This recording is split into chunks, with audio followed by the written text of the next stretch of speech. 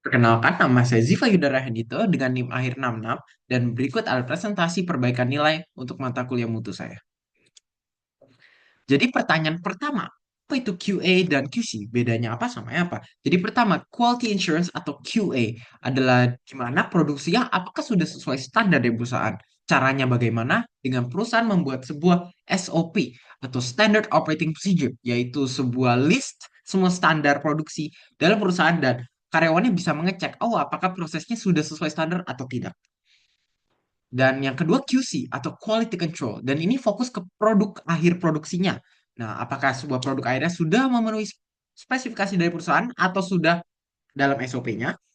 Dan apakah produk akhirnya sudah lolos semua QC inspection? Dari setiap proses produksi yang paling terakhir sebelum bagian customer adalah quality control inspection yang bisa dilakukan oleh orang atau mesin dan akan ngetes dan simulasi produk akhirnya apakah sudah meets all requirement standard. Jika misal tidak lolos, produk tersebut dikembalikan kepada proses manufaktur untuk membenahi defeknya. Jika misal sudah lolos, produk tersebut akan langsung ke shipping pada customer targetnya.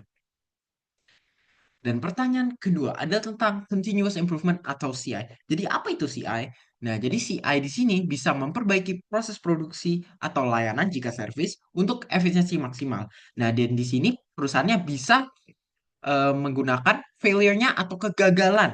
Jadi bisa belajar dari semua kegagalannya. Dan di sini akan menghilangkan proses yang kurang berguna misalnya pemborosan bahan dan waktu idle lama. Pemborosan bahan, misalnya dalam sebuah produk simple dalam packagingnya. Jika produknya simple dan mass production, packagingnya tidak misalnya kompleks sekali. Nah, karena misalnya packagingnya simple, dan ini akan ada less manufacturing cost dan less waste per product karena packaging yang simple tersebut.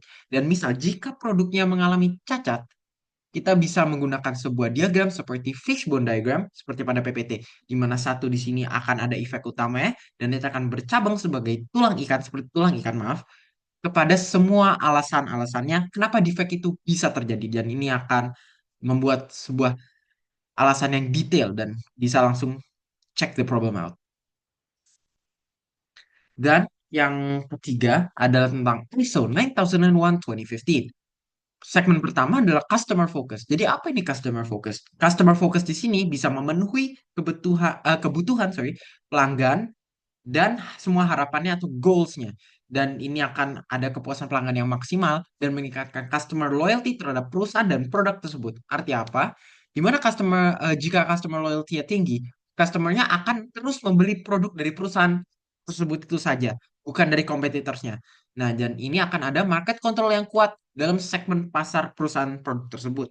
Bagaimana? Misalnya dengan ada survei kepuasan pelanggan, misal seperti saya dalam matkul P3 kemarin, saya mendesain pot pintar yang ada sensornya, dan sebelum produknya bisa dibikin, kita meluncurkan sebuah survei kepada potential customers, misalnya dimensi produknya seberapa, harganya, dan lain-lain, untuk ada produk yang optimal dalam segmen pasar tersebut. Dan ini akan ada pengembangan produknya. Dan faktor kedua adalah strong leadership. Jadi harus ada komitmen yang kuat atau arahan jelas untuk semua karyawan dari bosnya, misalnya dari manajernya daripada karyawannya harus jelas. Kenapa? Nah, ini akan ada perbaikan terus-menerus dan akan tidak ada miscommunication atau miskomunikasi.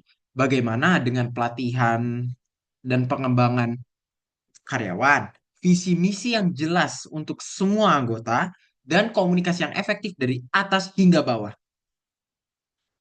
Faktor ketiga adalah engagement of people. Jadi semua anggota di organisasi harus ada tujuan yang sama, motivasi karyawan yang kuat yang akan meningkatkan produktivitas karyawan tersebut. Dan ini bisa memberikan misal caranya bonus kepada karyawan yang overtime atau good working condition dan order dan ada rapat rutin karyawan dan manajer untuk semua keluh kesahnya. Dan yang keempat adalah proses approach, di mana ini ada plan, do, check, and act cycle. Mengurangi pemborosan, meningkatkan efisiensi, seperti saya bilang di awal tadi, dan membuat flow chart dari awal sampai akhir produksi agar maksimal.